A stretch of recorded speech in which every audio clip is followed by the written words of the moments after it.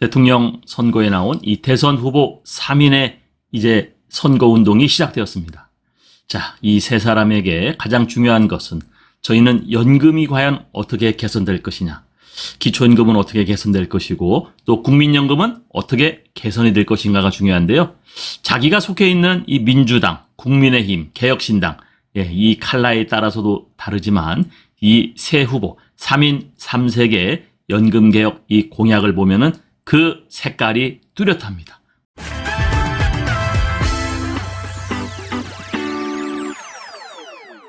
(6.3) 대선의 이 연금개혁 공약을 지금 분석을 하고 있는데요.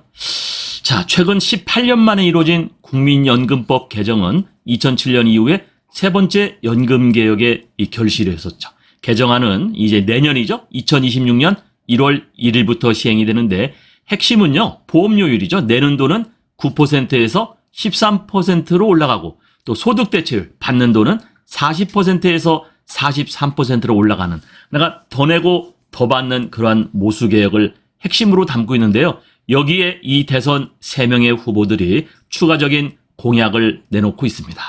자, 먼저 이재명 후보인데요. 이 모수개혁을 좀 더 보완하고서 확대를 시키겠다. 자, 이거 가지고는 안 된다. 조금 더 받도록 하겠다는 거와 기초연금에 대해서는 부부감액을 우리가 개선하겠다. 이렇게 얘기를 했었죠. 자, 민주당의 이재명 후보는 현행 틀 유지 속에 더 내고 더 받는 보완과 이 사각지대를 해소하겠다고 강조를 했습니다. 이재명 후보의 공약은 최근에 이 모수개혁 틀 안에서 제도를 보완하고 사각지대를 해소하는 데 중점을 둔다는 거고요. 현행 국민연금 이 시스템의 기본 틀을 유지하면서 이 청년층 가입 기간은 확대를 해서 이 연금 가입 기간으로 인정을 해주겠다는 거고요. 또 청년생의 첫 보험료는 국가가 지원해 주겠다. 구체적인 것은 나오지 않았는데 1년 정도의 이 보험료를 국가가 지원해 주겠다라는 아마 그러한 모습으로 보여지는데요. 또 이 소득 활동에 따른 연금액 감액에 대한 구조 개선을 하겠다. 특별히 기초연금 부부 감액은 이 단계적 축소 등을 통해서 노년층의 소득 보장을 강화하겠다고 하는 것입니다. 네, 민주당의 기본적인 컬러는 기본소득을 제공하겠다는 거죠. 기본소득. 그러니까 적어도 이 받는 쪽, 이 강화하는 쪽을 우리가 좀 더 혜택을 높여나가겠다. 네, 그런 얘기였었는데요. 어쨌든 이 민주당의 이 연금개혁은 모수개혁을 보완해서 확대하겠다는 겁니다. 확대. 더 받게 하겠다. 기초연금도 부부감액을 줄여서 더 받게 하겠다. 이것이 민주당의 기본 생각이었습니다. 네, 국민의힘이죠. 김문수 후보는 재정 안정화를 강화했습니다.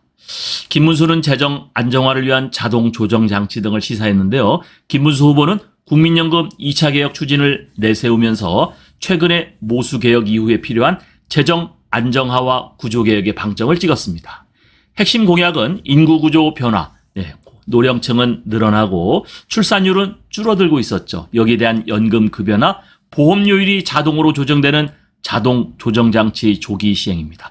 네, 자동 조정장치 도입은 우리가 나중에 구조개혁에서 또 다루겠다고 해서 지난번 연금개혁에서는 반영이 되지 않았었는데요. 네, 이거를 조기에 시행하겠다는 거죠. 그러니까 재정 안정화를 더 강화하겠다, 이런 얘기로 보여집니다.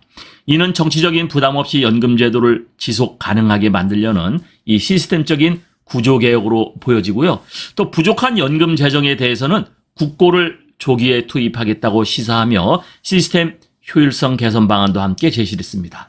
네, 자동 조정 장치로 보면은 우리가 이 소득 대체율이죠. 받아가는 돈이 줄어들게 되어 있죠. 네, 그래서 재정 안정화를 좀 강화하기 위해서 이 국고도 필요하다면 조기에 투입을 하고 자동 조정 장치로 이 매년 이 물가 상승률이 반영되는데 물가 상승률을 반영되는 거를 좀 조정하겠다. 네, 그렇게 보여지는데요. 어쨌든 민주당에서는 확대하겠다. 국민의힘은 재정 안정 쪽에 강화하겠다. 이렇게 보여집니다. 네, 이준석 후보죠. 개혁신당입니다. 젊은이답게 새로운 시스템을 내놔서 신연금, 구연금이라는 것을 갖고 나왔습니다. 자, 두 가지를 분리해서 운영을 하고 특별히 구연금, 이미 국민연금을 냈던 사람들에게 받아서 부족한 이 부족분은 국고에서 지원하겠다, 이런 건데요. 자, 이준석 후보는 신구 연금을 분리하겠다는 파격적인 구조개혁을 갖고 나왔습니다.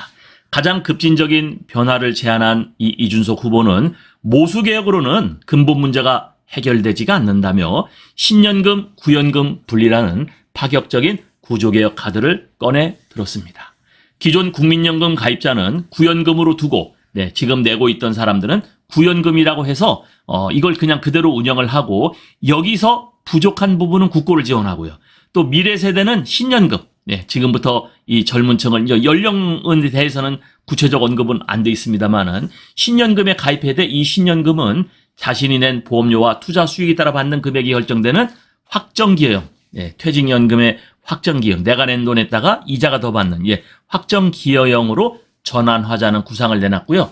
자, 이런 것은 또 구연금의 미적립 부채는 국고 지원을 하되 이 미래 세대 부담을 원천 차단하겠다는 의도죠. 그러니까 부족분을 미래 세대미 부담하겠다 이거 하지 말고 미래 세대는 미래 세대대로 가져가고 구연금은 국고 지원을 하겠다. 이런 얘기를 지금 하는 것 같습니다.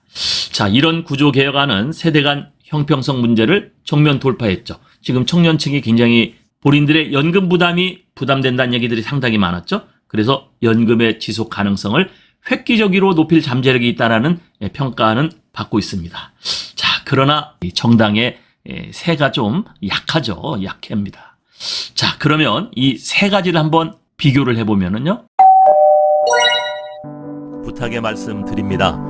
여러분께서 눌러주시는 이 구독과 좋아요는요, 매주 영상을 만드는데 큰 힘이 됩니다. 여러분 꼭 응원해 주시길 부탁드릴게요.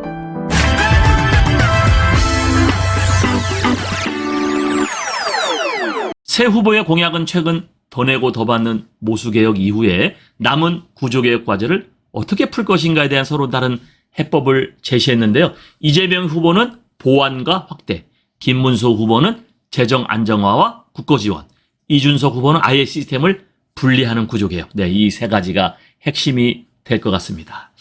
자, 어떤 후보의 공약도 정답인지는 우리가 판단하기가 어렵죠. 각기 장단점이 있기 때문에 그런데요. 그러나 분명한 것은 우리 국민 모두의 미래 노후가 바로 대선 후보들의 손에 달린 만큼 국민연금 개혁 공약에 영향을 받는다는 거죠. 그래서 제가 공약은 공약일 뿐 실행이 관건이다. 이렇게 이야기를 했는데요. 최근 보험료율 인상 결정 이후에 국민이 낸 소중한 보험료가 어떻게 운용되고 미래에 얼마의 연금을 받게 될지, 그리고 우리 자녀 세대는 어떤 부담을 지게 될지가 이번 선거를 통해 선택될 이 개혁 방향이 결정될 수 있는데요. 또다시 공약으로 남발되고 실행은 되지 않는 아주 어리석은 정치 지도자들이 되면은 안 되겠습니다. 오늘은 민주당, 국민의힘, 개혁신당 이 3인 3색이요. 연금개혁 공약에 대한 컬러들이 다 다릅니다. 여기 보면은 각 정당의 로고 컬러도 다르죠. 민주당은 파랑색, 국민의힘은 빨강색, 개혁신당은 주황색. 자, 과연 이 연금개혁 공약이 누가 선출되느냐에 따라서 달라질 텐데 우리가 두 눈을 뜨고 부릅뜨고 찾아봐야 될 것 같습니다. 자, 유권자들의 선택을 돕기 위해서 각 후보들이 내세운 주요 공약이 뭔지도 한번 살펴보겠습니다. 정당들은 오늘 10대 대선 공약을 발표했는데 그 핵심 내용을 박하정 기자가 정리해드리겠습니다. AI 육성 규제 완화 작은 정부, 민주당과 국민의힘, 개혁신당의 1호 공약은 각각 이 단어들로 정리됩니다.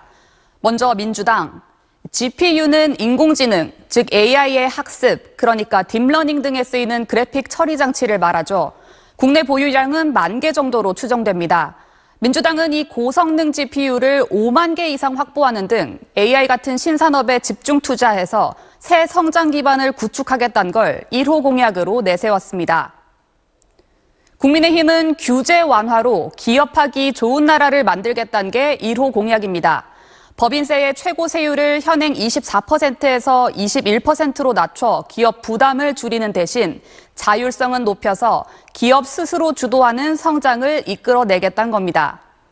개혁신당은 작은 정부를 제일 앞세웠습니다. 중복 업무를 통폐합해 정부 부처를 현재 19개에서 13개로 6개나 줄이고 성과를 중시하는 공직 문화를 만들겠다고 했습니다. 그럼 각 당의 차이가 두드러지는 공약은 어떤 게 있을까? 정치 분야에선 민주당과 국민의힘이 내란 극복, 국민 신뢰 회복을 각각 내걸었습니다. 민주당은 민간인 출신 국방장관이 나올 때가 됐다며 국방 문민화를 약속했고 투표로 국회의원을 파면할 수 있는 국민소환제 도입도 공약했습니다.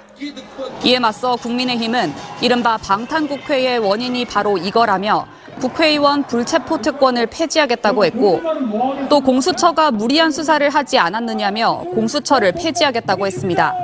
외교 안보 분야에선 민주당이 한반도 비핵화 목표 아래 남북관계를 복원하고 화해 협력으로의 전환을 강조한 반면 국민의힘은 북한에 대응해 핵 추진 잠수함의 개발을 추진하겠다고 했습니다. 경제, 특히 노동 분야를 보면 민주당은 범정부적 차원에서 주 4.5일제를 실시하고 포괄임금제를 금지하는 방안을 내놨고 국민의힘은 주 52시간제를 개선해 노사가 합의하는 경우라면 예외를 적용할 수 있도록 허용하는 방안을 약속했습니다. 개혁신당은 청년층을 겨냥한 공약을 많이 내놨습니다. 청년 대상으로 최대 5천만 원까지 용도 제한 없는 대출을 해주거나 청년층의 불이익을 줄이기 위해 국민연금의 개혁 전과 후를 구분해 재정도 분리하겠다고 공약했습니다. 과학기술인 양성 방안으론 일정 기준을 충족한 과학연구자는 출입국 심사를 신속하게 해주는 등 외교관처럼 예우하자고 했습니다. SBS 박하정입니다.